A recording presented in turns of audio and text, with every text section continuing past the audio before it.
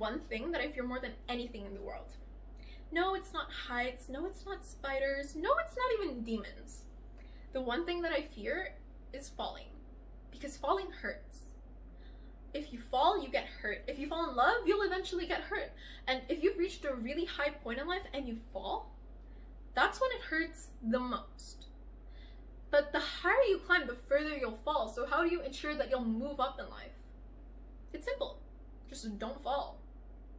Except that's not realistic now, is it? Because 99% of the time, falling is unintentional. Yet somehow it's unavoidable. Why? Because life is unfair.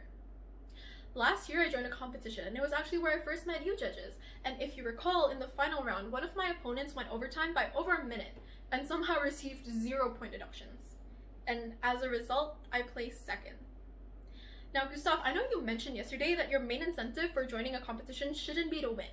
And I agree with that. While you don't join to win though, you don't exactly join to lose. And as an Asian, winning second is already a little bit of a loss.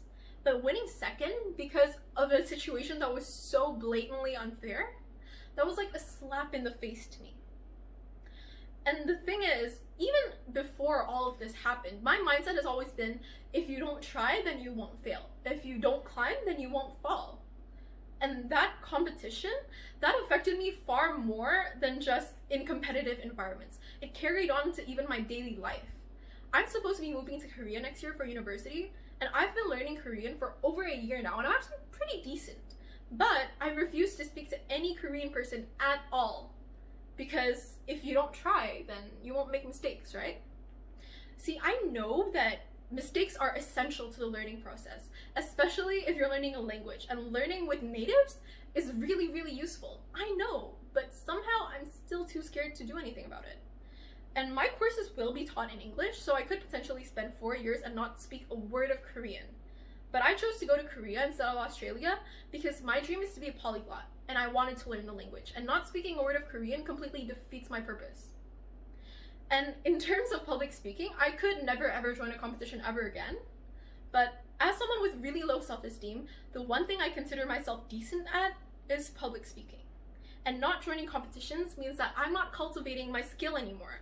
And that means I'm wasting my God-given talent. And even though my past speech experiences have been kind of emotionally scarring, it goes to show how much I could achieve if only I try.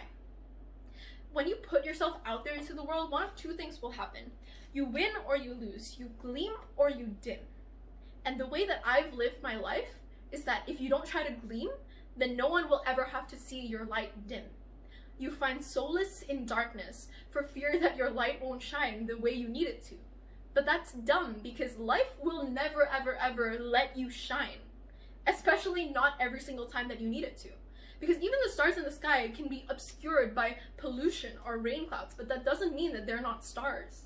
In the same way, when you feel like the world is against you, it doesn't mean that you're incapable of shining.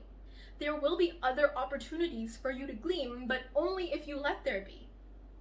I've missed out on so many things, and I could have been a person that I could only dream of becoming now if only all these years I had allowed myself to try. But I didn't. And as someone who's starting a new chapter right now, as someone who's going to start a new life in Korea, I don't want to live in the dark anymore, and I hope that you won't either. So to the audiences who may be seeing this video, I urge you, let's do this together. I made my first step by joining this competition. And my second step? 안녕하세요. 저는 Florence입니다. 오늘부터 한국 사람들과 한국어 말하기 연습을 하기로 했습니다. My name is Florence, and from now on, I decided to speak Korean with Korean people. And as you can see, that was obviously very terrifying for me. But that's okay, because to gleam is scary.